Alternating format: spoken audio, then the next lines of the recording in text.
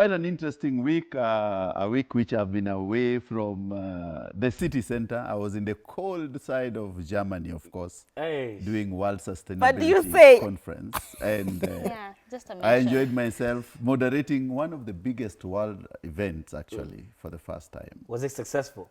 Extremely successful. It opened your eyes to some things, I'm sure. Some new things. Hey, yes. You could share you with talk us about, in the course of could the you show. share them? We'll share during the show a bit of it. Of course. But anyway, I'm your host. How was it your week? My week was amazing. Selling a lot of wine. And I just, in terms of introducing myself, people don't know that Samantha Wines is from Samantha's Bridal. Oh. So I like to say that. And before I think we introduce me, I just have a message. Is this the time? Okay, or later? You want to give the message right so now? My message, the thing that really upset me this week, I've been very upset. I actually read an article in the Standard Group about Susan Kihika. And I was even before we begin, Madam Kihika, Governor, I have a message for you. Number one, I don't think you're getting the message. The message from Kenyans is we need, especially politicians, to have faith in our healthcare system, to build our hospitals. We get very upset when we see you flying off to go to those expensive hospitals that the normal mwananchi, including myself, cannot even afford, to go and give birth there or any other medical something that you're going to do. When our hospitals, we still have a lot of challenges. And the message you're sending is that our hospitals are not good enough. And number two, I do not like your sentence, your opinion that you did not want to deliver in the hospital because you don't want your juniors to see you. That is, again, degrading the medical profession in this country. And I have the message for you is that, first of all, congratulations. Secondly, that one time a doctor told me something when I was scared the way you are, that, gynecologists are like the butchers. When you go to a butchery to buy meat, the butcher will not remember which part of the meat he was cutting. So these gynecologists see so many private parts of women that they don't even remember. They don't remember which part it was. So please, the message is, the way we see Trump even treating the African leaders, I think she should just say she wanted American doctor. No, not American doctor. She wanted the American citizenship for her children, yeah? And that is okay. But I think let's build faith in our own institutions. That is the message Kenyans are saying. And I hope you get it. And any other politician. Okay. Okay. Did I make my point? You made your point, but you are too harsh. It's okay. Am I harsh? Okay. Yeah, it's okay. Calm down. Okay. I know that is very upsetting. It must have been upsetting because I would feel the same. And most importantly, I would ask myself, if anything happens to her right now, she's bleeding somewhere, and she's unconscious, will we undress her to save her life? That's a story for another day. Anyway, I'm Maria. Welcome back to the show. It's been an amazing week. CEO, we are very happy for you, and we hope you share the knowledge and the adventures, as well as what you gained there. I'm looking forward to having that after the show. Simon? Okay. Yes, indeed. I'm also even Simon right here. And I keep it real with you guys. And I will not have a long introduction, but CEO, you have a first story to tell us. Please do tell us. What's going on? Now, away from my German shenanigans. Yes. Oh, okay. Yes. Oh. You're so humble. Away from that. We don't hear it. We don't hear it. I want to hear. He showed me the kind of people he was going to moderate. Maybe that is actually what should be the story. Yeah, no, I will like elevators. Elevated conversation. Let's have an elevated conversation. Yes. Before I will let's have it towards the end. Okay, but go ahead. Let's start with the gagging of the social media. Yes. The Rosemary, Simon, you can pour a drink for. Yeah, please. I was about yes, please. Exactly. Go ahead as you tell me about Rosemary. So this software developer Rosemary who developed a very good application of rejecting the 2025 finance bill, which will be presented to the parliament in this year's budget. And she was arrested and tortured. I think the government was really trying to gag her from giving the citizens tips on how you could go around the finance bill and see where you can oppose it. I don't know what's your take on this conversation. Hey, for me on this one, I love it. I love it when the government reacts like a little, what do you call it? You know those two people who are very insecure. I can see the insecurity in government. Kenyans, please take note. Whenever you see the government overreacting and doing like this, that means we pinched a point.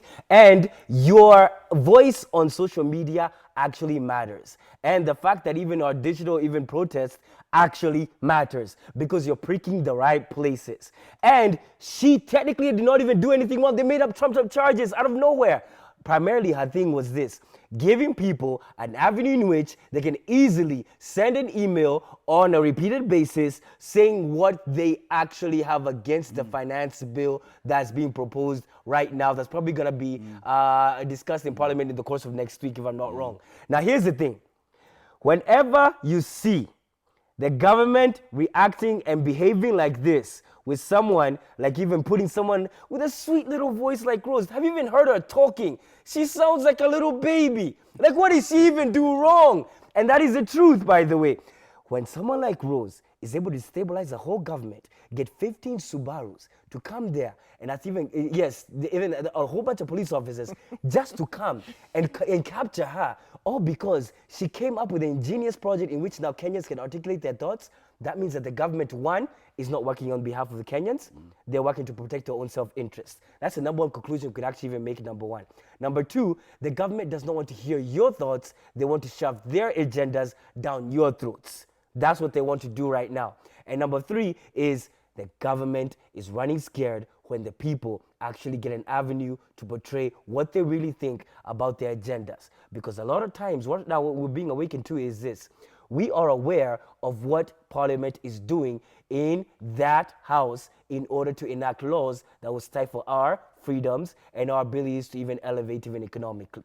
We are aware of that now as Kenyans. We are not moving around ignorantly just saying, oh, maenda uko kufanya whatever. We now know what you guys are doing. So now the main thing is, because we now know, we're going to now stipulate and put in measures so that our voice, when it comes to public participation, which is a part of the process, by the way, public participation, which is part of the process, it needs to be made sure that indeed we are given that ability to do so. I would even flip it and say this. I would say the government needs to pay Rose, because Rose was actually facilitating public participation. The government actually impeded on public participation by taking down her and actually now even litigating her voice. They are actually an impediment to this process, and which can actually, I'm wondering if someone can put a litigation out there and say, because of these measures the government has taken, that indeed public participation has been stifled, and hence the finance bill for 2025-2026 can be rendered null and void. It cannot be rendered null and void. It can. Okay. It's just discussing right now. First of all, this is what, last week we were talking about the government having power in social media. Yeah. This is why they wanted it, to know what is happening, and they've known what Rose was doing. But here is the point. I would think the government should be happy, impressed that now it's not a Gen Z mandamano, it is something online, that we are seeing that the public is not happy. We are seeing what they don't want in this bill. Like they are getting the information on soft copy rather than in the streets. But do they want to hear that? No, they just want to show that it's more like this government is there to tell people, we are powerful, we can do what you want, and when we say this is what should go and this is what should go. So we as Kenyans are indeed powerless. We cannot start anything, do anything, even if it's for our own good. Yeah, because when it comes to Rose, right now, okay, we've said how many Subarus? She's around 15. 15 Subarus? Yes. 15. Imagine. They fueled 15 Subarus to go and pick one They had very fuel. Soft they car. Had fuel, they had fuel, right? Imagine. But now we cannot talk ill of, but we cannot talk ill of the finance bill. Yet we know that when it's read, when it gets to Parliament, we are all going to have a problem with it. So what will happen? They want us to march again, or do they want us to, how do they want us to air our opinions, or at least talk about what we need to say? Because at the end of the day, I think public participation is important in this country. even though I know that this time we are just praying that it will be hard. Because if Rose is arrested, who else is going to talk? All of us, because we've seen, all of us, we're going to talk louder. Is that right, Dr. C? Yeah. Well, you know what I've always maintained, I think social media should be regulated, but there's a but.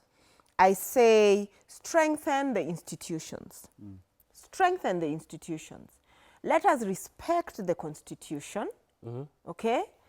And then we already have a cyber crimes law. You understand? There is already a cyber crimes law, and the government can get you if they want to get you. If we strengthen our institutions and we just, like there will be no problem. The government will not have this problem they have on their hands. If what? If we had cyber crimes law? If all the institutions are strengthened. No. All the, in fact, so we have an anti-corruption thing. Yeah, yes. Because this country collects enough money. Show us our debt. Tuanzie hapo. Sindio? Show us our debt. Can we see the debt register? Okay? And then we even have the anti-corruption thing. Let it work. Strengthen it. Let it work. Let's see people being punished. Let corruption end. That's what I mean by strengthen institutions. The money will go into the right places. We would not be talking about even this finance bill. I think I want to flip it a bit. The African governments are getting very touchy. The Tanzanian government has banned X in pretext of a very useless thing, that they do not want young people to communicate or have a conversation about their future. And that's why I might have a problem. What Rose Njeri is doing... It's almost laughable. That was the premise that they said. It is so laughable. Yeah, it's about the young people on social are actually discussing the importance of their future and how the finances of this future will be and shall and should be managed. And that's my take. Number two, and this is what I learned in that conference, which the first moderation I was doing was on debt, nature, and climate. And I sat with the panelists, had Germany Internal Security Minister, we had the French Minister for Finance and Recovery, World Bank, Chief Economist Walter Maurice Kramer was there, and a panelist, and Colombian governor, ambassador to Germany, of course, Yeda was there. And the people who are missing, because the discussion was centered about the Global South debt, were the Kenyan finance minister, who was supposed to be in my panel, John Mbadi. He didn't come. Didn't show up. Gosh. Aden Duale didn't show up. Ghanaian Deputy Minister of Finance didn't show up in that discussion. No apology? They didn't even show up. They didn't come. Now, we were discussing how to elevate the African debt and the global debt, which I was moderating. And we were saying the World Bank economist was giving figures and the new modular of how we can ease the African or the global South debt from the World Bank and IMF. And I was sat with the IMF head of strategy, who was also in the panel. But can you imagine why the young people of Kenya are making this noise? It's because their leaders are not going to what spaces which they were supposed to present their case. Last year alone, the Global South paid back to private companies 145 billion in debt. Actually, that was more than what they got from loans and grants. It means that capital flight from the Global South is even higher now than what they are getting in loans. What does that mean? It means that you are borrowing less than what you are paying back. And you are having a discussion where we are saying we look for finance for climate change and how do we restructure these loans? How do we restructure this debt so that the people in this global south, which is 90% of the poor people, can have a little bit of reprieve? And what happens? Our cabinet secretary for finance not there. Doesn't show up. Our cabinet secretary for environment, which is a key driver to this, does not show up, and as well as the Ghanaian one. And yet, there are the people who are needed most to rebut. As a moderator, I cannot rebut on what IMF is representing. IMF is telling me, Mr. Otieno, this is what we are going to do. World Bank, Moritz Kremer is saying, as a chief economist, this is where we are seeing, we want $1 trillion to elevate from the global south. What are we doing? Our guys are busy chasing young girls with Subaru in Kenya. That is now the premise of the thing. Gosh. Yeah. That's They're actually chasing Njeri. With 15 Subarus. 15. Yeah, that is. Can that we move looks to the like next a topic? big Yeah, voice. it's a very, let's move to the big next voice. topic. Hata nimejisahau. I'm And the then one they're with stingy with resources. We're talking about stinginess. The CEO was about stinginess. we're talking about stinginess. Yes. And this is, gender roles are shifting in relationships, especially, yeah? But money has become a very tricky conversation amongst couples. So this is actually from a blog, Benjamin Zulu, who has become the relationship expert. Yeah. Actually, I quite like him in terms of he's quite Vocal. like not vocal, he really understands his subject matter on relationships. And this time he was talking about if you are dating, not even marriage, you're dating. And so he's advising this girl who is expecting financial help, that she's refused. She'll not get married to this guy because this guy seems to be stingy. He doesn't, with his money, he does not seem to give her money. And so the question is, how should couples deal with money? Should you leave a guy because he's not giving you money? Should you? And who is responsible? Should you? Oh, yes, I will. Oh, yes, I will. Okay, go ahead, explain. I will leave you if you're not giving me money. Ah. Okay, first of all, when we are dating, I'm not going to ask, but I expect you to give. I'm not going to ask. I'm not going to be telling you I need money. No, I expect you to give. I'm not the kind of girls who will say I need fare. I expect you to give. You should be anticipatory. Yes, if the man you're dating is not giving you money, just know when you get married, you'll be there saying, pesa ya skuma, pesa ya nyanya. That is the life you're going to live. And yes, men are providers and protectors, and we are not shifting that role because I am going to multiply. Even when you're dating. Multiply the money that you, yes. Even when you're dating. I'm not going to ask and I'm dating. You're supposed to give. Like, how do I have no airtime and I'm dating someone? Should be Simon. single. Yes. Yes. Okay, here's the Simon. thing. Here's the thing. Now listen very carefully. When it comes to this, I say this. Any woman who says that a man is stingy is a woman who does not know how to respect a man's boundaries. And I'll repeat that again. Any woman who says that a man is stingy is a woman who does not know how to respect a man's boundaries. And I'll flip it on you ladies this way. When a man, when you as a lady, you now say to a man, no, and yet he now starts calling you prostitute or even other names, and then now start pointing fingers at you, saying that, oh, you're very promiscuous, because you don't want me and everything. He starts calling you names. That's the same way you sound when a man now says that indeed he does not want to give you money, but then you call him stingy. That is the exact same way. Because the same thing I say is this is a core thing. Men have strong boundaries around your pockets the same way women have strong boundaries around their bodies. Very firm. And because your pockets are the foundation in which you will be judged. You've heard her. No, What did she say? She said that you. indeed a man's role is to provide. So a man should be judged by his ability to do what? Provide. Yes. No, And a man should now put... Let's there's analyze boundaries and brokenness. Yes. You are broke and then you're calling it boundaries. Yes, Because if you have- no, I'm telling you no. Yeah, You are asking because for money, I don't tell have- you no. Let me tell you something. You are telling me money, If yes. you have money, you will Yeah. not have a problem. No. spending that money, by the Even way. when I have money, that money is mine. Oh. I give it to you, my discretion. Yeah, Can we you're have not my another female type. voice now? Go ahead. So now, so actually, Maria, I'm just shocked. Yes. I'm a bit shocked, but Appalled. no, but I think it's not what she said. I think it's how she said it. What Yeah, I think I expect to be romanced. Yes. I expect chivalry.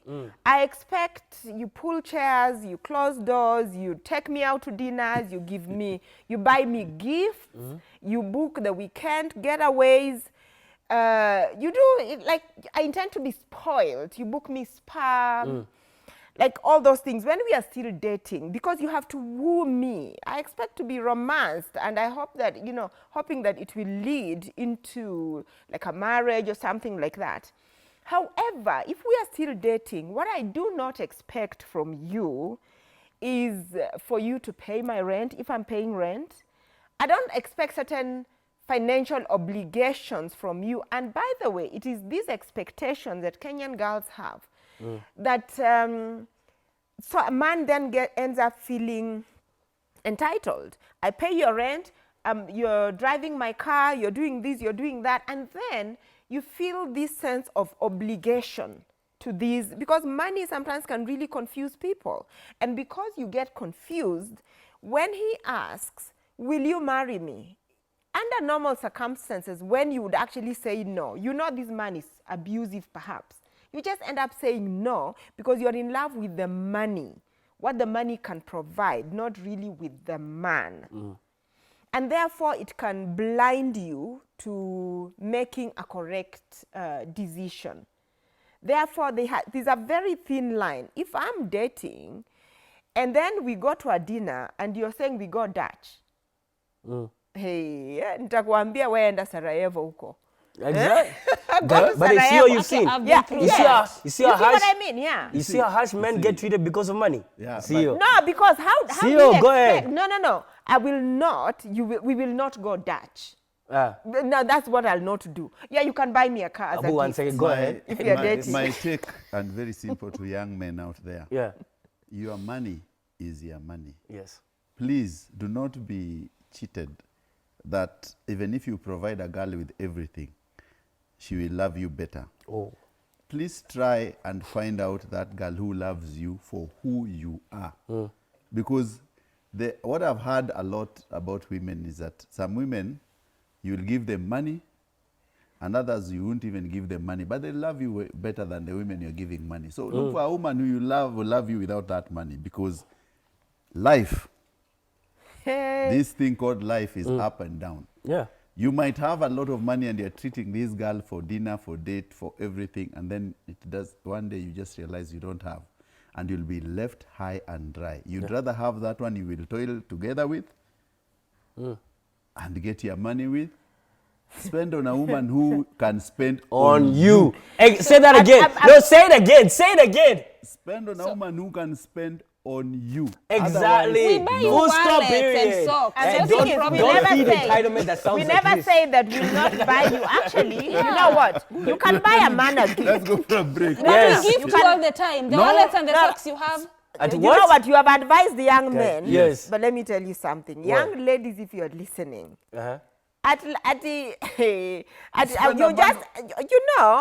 don't waste time. On? Every time you're wasting time dating a man who has no potential at all, the way you romance me is how you're showing part of showing the potential. Yes. Yes, we know life is up and down. Yeah?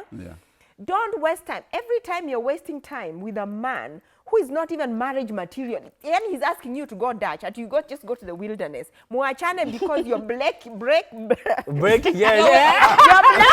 You're blocking another man. We'll be back. There's so many heartbroken women, but we'll keep it honest with you after this. We'll be back. Yes. I know.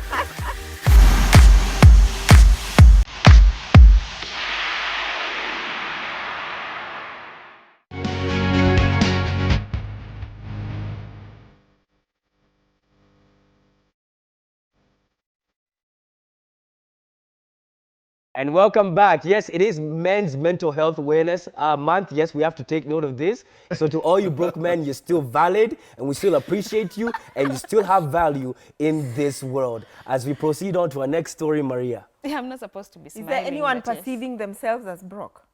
Yes. Change your mindset. Yes, change your mindset and give women Men, money. please do not listen to that. Don't listen to that. Actually, don't listen to that. The world will tell you when you're broke, and they will not be happy with you here. Yeah, Abu, go get me my jacket in my car. That's what they will tell you. Go. Wow. So anyway, we are talking about Millie Wadok. Yeah, she calls herself Millie Wadok, a very known TikToker who was loved by her being genuine online. She recently passed on. She went to a hospital for surgery to remove cyst, but on going home... ovarian cyst? Yeah. Okay. On going home, they realized that her kidneys were failing. So she went for dialysis the next day, but then she passed on the same day. Yeah. So what I saw was the woman rep of Nairobi is saying that the cause of death should be investigated because apparently there is there's speculation that the ex-husband was a doctor. Before going to that level, she was online telling people not to stay with narcissists, talking about taking care of your mental health, think of you. She's experienced all that abuse. And with everything now, they are saying that there would be medical negligence at the same time abuse of power in the medical industry. I don't know if it's because the husband was a medic. That I don't know why, but that's the speculation. And initially, before this, there was a time there were death rumors about her, but were cleared, right? Yeah. So was the writing on the wall? Yeah, I want to go first. Yes. With a conspiracy theory. Go ahead. Let me hear it. I call it a conspiracy theory, but it's actually not. One of the things that has come to my attention and awareness is the fact that the organ selling, organ harvesting and selling. Okay. It's a very serious problem in this country, especially, and the center of it is in Eldoret. But something else that women need to be aware is that, you know, all these things we are going for, hers was genuine. An ovarian cyst is a serious medical problem. Yeah, but women need to be aware. You know, these things they are going for, these, I don't know what reduction here. Thank God me, I'm just nicely, you know. I don't need that. But I know there are women who actually need to go for that. Apparently, if you're not careful, that's where your organs get harvested. One day you just discover you have one kidney. One of it is gone. Yeah? So that's why I said a conspiracy theory, because they're saying be very careful when you go for those kind or any other surgery.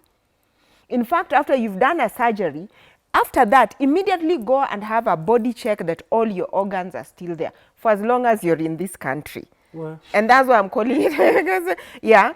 Number two, people need to realize that when you're going for that kind of a surgery, especially a removal of a cyst, it's a major surgery. If your abdomen is going to be opened up, it's a major surgery and it carries risks. So it's very easy, unless we were there, we wait for the investigation to be done, but that's why you sign off. There has to be somebody, because and one of the biggest risks is death. Death will actually happen, even just from the anesthesia. Or maybe even the doctor operating on you, maybe it's the first time they're operating on you. It could be medical negligence. And that's why medics have the license, the insurance, and they have the indemnity, you know. So when it comes to a medical death, first of all, it becomes very difficult to find another doctor who will testify against another doctor. They generally don't do that. Unless it was criminal. If it is criminal, then you will get. So people need to be aware of these things. Because they're real. Yeah, they're real. Mine would be on a different thing, because she was a content creator. I'll just flip it on this way. As a warning even to, even guys, I want to warn them, because when it comes to this situation, see, the ex-husband is being blamed, and yet there's no litigation. It's just verbatim some situations in which he said, there was a he said, she said, a little narrative. Men, be very wary of dating any lady who actually even makes content on social media solely about their relationships. And she constantly talks about how her exes were narcissists or what, and then there's a lack of any self-accountability within their own content. That shows that indeed, if you get in a relationship with someone like that, you, if anything bad is to happen in that relationship, you are the villain. You are the one who's going to be suffer the consequences of that relationship. You are the one who's going to get the blowback from that relationship ending in any way whatsoever. And even if in this particular situation that we're talking about, she actively went out of her way to not post him and even just, hiding his image, but social media and guys will investigate and find out who he actually is. That's what even I'd say is, that is honestly even a red flag even for men. Avoid dating any lady who goes out of her way to constantly release relationship content about her own personal life, and never does she ever take accountability of the decisions that she has made herself, but she's busy calling every one of her exes narcissists, or they are so toxic, emotionally manipulative, but you're the one who chose them in the first place. We're not behaving like grown-ups here, are we? No, but it could be that he was toxic. Yeah, we should also embrace the fact that he could have been toxic. And we should also embrace the fact that she stayed or whatever happened. The point was about her death. But she did not die because of that. Yes, because she died, there's a lot of blowback and people are placing blame on the man, and yet that's not the case. Let me say this. This is what would happen. Because of it's a cyst, there's nothing that could have been done. She needed the surgery. She needed medical intervention. She had to be saved at least, or at least healed, either of the two. Yeah. So what happens is this: as long as you're in social media, whatever you show people gives them some sort of right. It's not a right, but they take it like some sort of right to have an opinion, even when it's not needed. Just because she was on social media, that is why you see there are speculations, there are reasons, there is people having an opinion and all that. A lot of women go through the same problem, and some recover and some don't.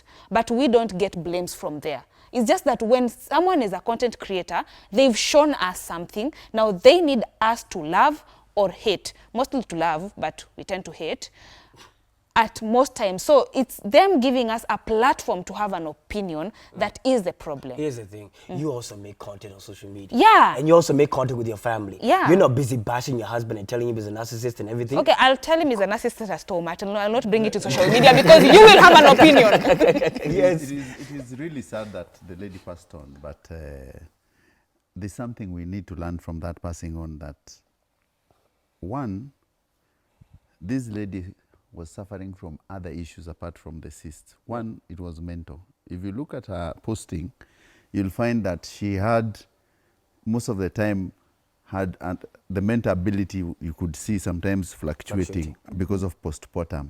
I think he had a baby and he got postpartum depression. I think she had it. That was the key issue I saw there. And even the way she was talking about this guy being narcissist is after she had given birth and she didn't take care of her depression, of postpartum depression. And women really suffer in this area. And most women do not know they are suffering postpartum depression. So we pick what she was saying on social media as gospel truth or biblical truth, and we think this man is really careless, this man does not like the woman, or the woman has been cooking. Because you see, her depression had taken her to talking about this man cooking for him, oh, my dog, my what. And we were not actually interrogating, is she normal? Is she unwell? Does she need, apart from that, taking her to remove the cysts, she needed, first of all, mental health checkup so that she could have been taken care of. Sure. But it is unnecessary for men, the way we say it's very dangerous for you to date a woman who is always on social media saying you are doing this, even if it's positive. Yeah. You must have a line where you are now taking care of family and what you're doing. And there has to be a level of self-accountability. Yeah. So what about her death? Her death now is more or less a medical operation. What you pointed out was actually very key. And even I want to go even deeper on even in relationship context, because even there's a new dynamic in this modern day age. What's really going on is that a lot of older ladies are now starting to even look at even younger guys and trying to look at them and saying, we'll leave you Azez, Huko, and CEOs. We'll leave you guys over there alone because down here, we're finding the younger guys. What's going on out here? Lately, what's going on is this. In this modern day age, a lot of older ladies are actually looking at younger guys as very viable options in the dating market. And a lot of younger guys, also even flip it, are also looking at older ladies as even prey. And that's a fact, as an avenue in which that they can, quote unquote, get themselves a new financial status or even learn. And one of the things even younger guys are even saying is that, oh yeah, because the older lady is mature, or the older lady's, she's less of a hassle, she's not always asking and demanding with all these qualifications that Maria and Odyssey had. So just saying that they must now they must have anticipatory money in the sense that the money must be there and it must be understood. So now there's that. So instead of all these hassle, let's just get someone who actually not give me so much of a headache until I lose all my armpit hairs. Now the thing is, before I say my thoughts, because I have my thoughts on this, Maria, what say you? I thought you would start with the oldest woman here. Okay, yes, let's start. Yes, go ahead. Talk to us. I'm even surprised that this is even a topic we are talking about. Why? Because it's real. Like, we should be having more elevated conversations. Like these ones. Because men have been doing these things for such a long time. Explain. Men dating younger women. So what is wrong with a woman who decides, I just want a younger man? You can't always expect. I don't think you have to. No, let's not forget the president of Prime Minister of France today. Yeah, look at that way. Is married, and don't you see don't you just find Macron sometimes really intelligent? No. You think he's the one ruling? No. He's not. I don't find him intelligent. I don't find him intelligent at all. But he was just beaten the other day. He was just yes, because he wasn't listening. Akakuja line. Akatembea. Discipline. So you were beaten. Not beaten. Allow me to say my point. Yeah, that it shouldn't even be a topic. People should be allowed to date up, down, wherever, lateral, however they want. But however, this one is just for the women, not for the young man. For the women, if you are going to choose to date a guy who is significantly younger than you, please arrange your things legally, properly. Because some of them are actually just predators. Because what's going to happen is this. Number one, for you as a woman, biological changes will happen. Yeah, and those ones, I don't know why we're already going to the moon and we haven't found the medicine for this. Anyway, biological changes will happen and you may not be able to actually keep up with this young man. Well. Okay, you may not be able to keep up. And at that point, there's going to be perhaps infidelity. So, tafadhali, jipange.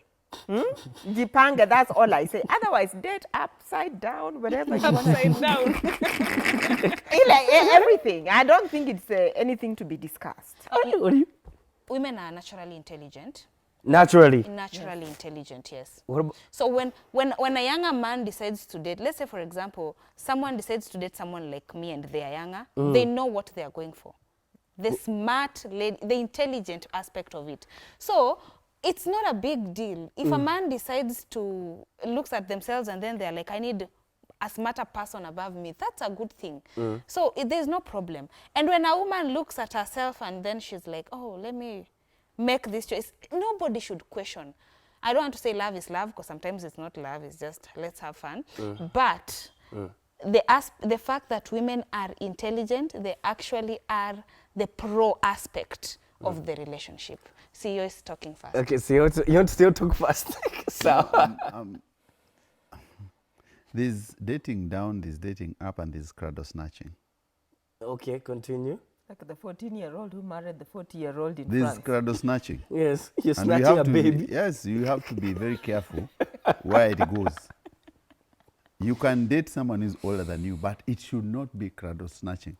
Because I'm so sure that Dr. C, who is seated here, and Maria, if Maria's young son will come with a woman older than her, I don't know what look Maria will give the son. Let me flip it. That one. Let me flip it a bit. Because it is easier said than done. We have seen my good friend Esther Musila and guardian angel. They are happy. They are happy. But do you know probably what the mother of guardian angel feels? But it's not about the mother of guardian. Yeah. No, I'm just Let him I'm finish. flipping. Okay, go ahead. I'm flipping this thing. Okay. I'm not saying it is wrong to date a woman who's older than you. But remember, your life is not your life alone. There are other people also who contributed it to the level you are. If your son is 25 and he comes home with a woman of 55, Okay, there's that's a problem. There's a serious problem there. At your I think even now. But what if it's love? No, let me speak from a place of now formidable authority, as someone probably the only one here who's has probably dated dated older. So let me just let me speak from a place of formidable authority. Okay. Now the main thing is this. The only thing I would say is this: the biggest misconception that younger guys have is that when you date older, you immediately get financial incentives. Oh, unaona mamako hapa. That is the truth.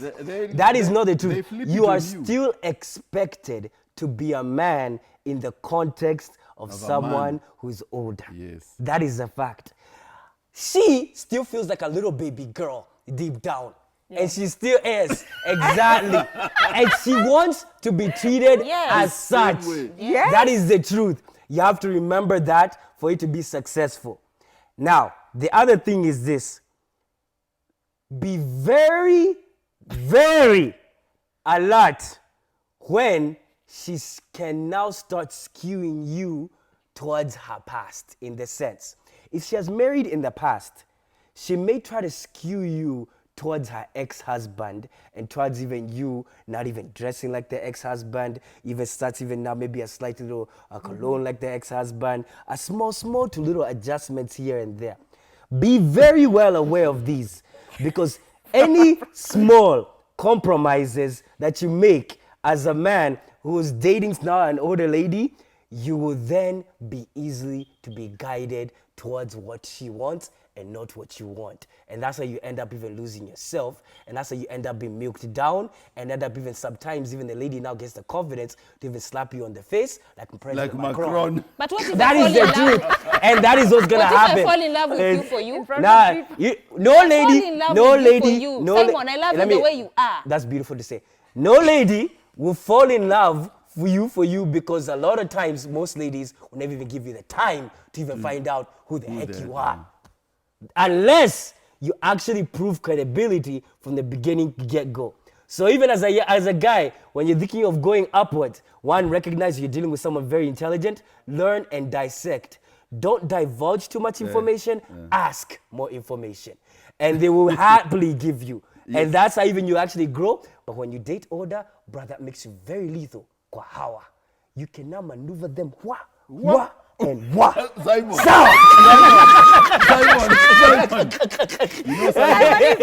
is speaking from experience. Yes. But let me tell you, Simon. Yes. You must remember that women, when the older women, when they come for you, they're coming for you because they just need to be treated well in bed. Yes. And for you. And companionship. And companionship. Yes. And number two, remember, I always say that. There's a friend of mine who thought that he got an older woman. And it was easier. No. It's the hardest thing, I tell young men there. Because these young girls, you'll give 2,000 and you're satisfied. Yes. That woman used to tell a guy, now my Mercedes needs to be repaired. He couldn't repair the Mercedes. Now, here's what you can do. No. Let me give a solution for that. Yes. What happens is, if she gives you like over $500,000 shilling problems, and you're still here on your 10,000 shilling problems, know someone who can fix the problem at a certain rate, become a utility or become a middleman in the solution, not necessarily the capital. Yeah. That can still give you credence in a way. It does not, that's why I always say, there's always ways to overcome any financial gap. You just have to be smart and tactical in how you move Simon about is just giving people a crash course. You're welcome. Yes, men's mental health. We have a bonus story. Yes, exactly. Let's go to the bonus story. Yes, the quick bonus story is this, sure. by the way. Wait, but the Kenyans are tired. We're tired, by the way. Tumechoka. The lady who stood outside and she stopped the people from the patrol cars from going the wrong direction. You saw that video. Quick thoughts. My quick thoughts are, build the roads. Why do you need to cut the traffic? It is the same thing I'm talking about Kehika. Yeah? Let us have faith in our medical facilities. Build the roads. There'll be no need to cut the traffic. So we are tired.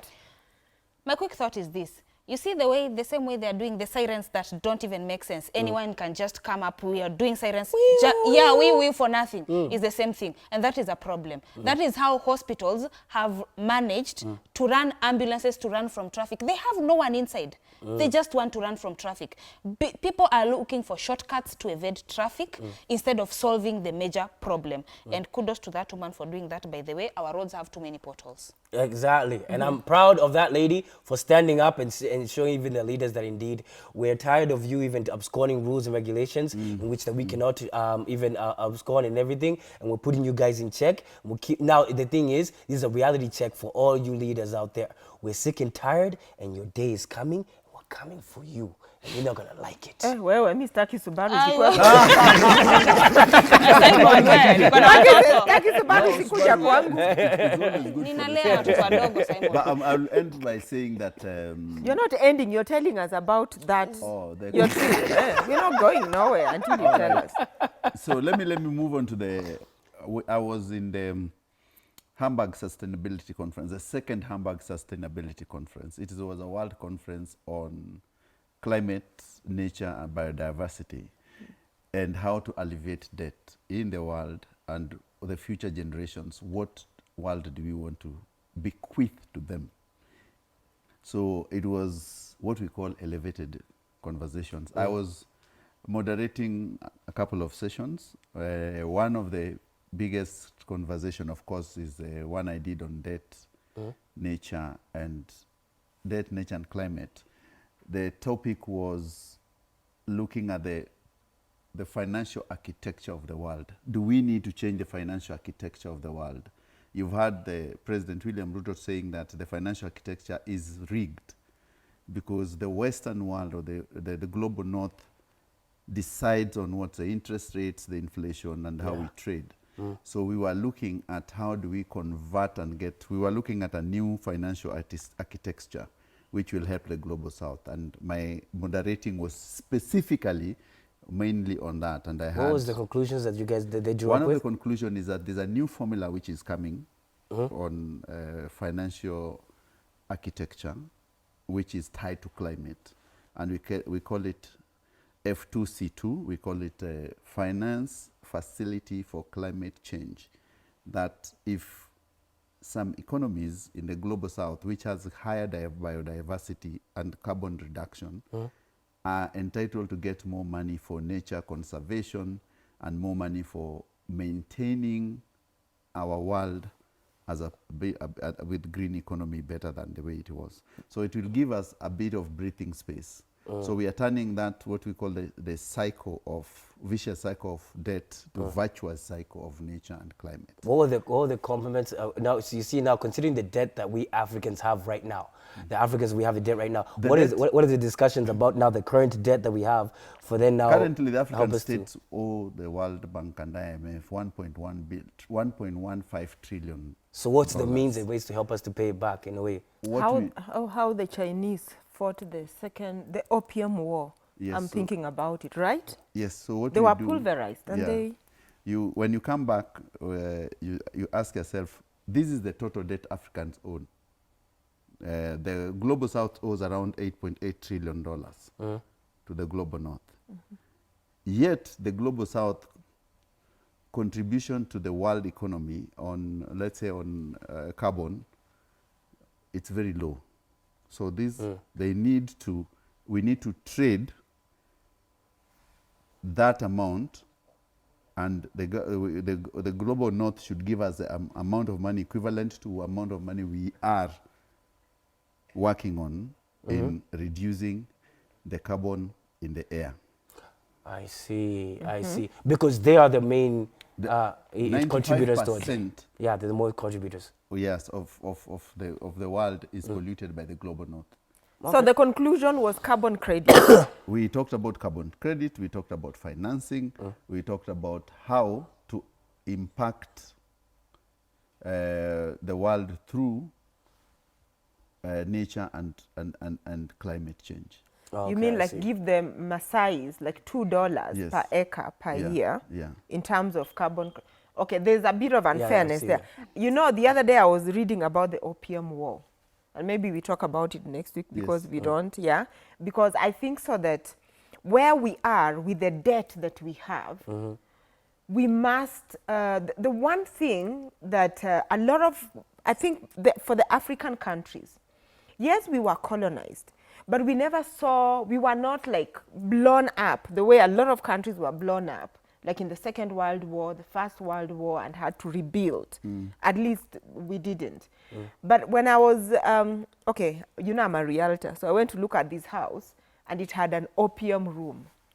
Someone is selling it, and that room is described as the opium room, where you can smoke opium.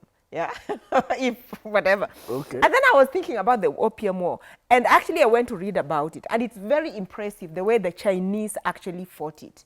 And that's how we need, I'm not saying we go to physically to war like that, but there's a way we can actually deal with our debt. And I'm not sure those solutions those people are coming up with are going to work for us. We may have to find our own solution. Burkina Faso, was it mentioned? Burkina Faso also. We didn't talk about Burkina Faso because it was about climate. Okay. We have to end it there. We have to end it there, but we'll try and learn. You're opium war. Ciao, I'll see you guys next week. Next week, guys. Okay, see you. Cheers.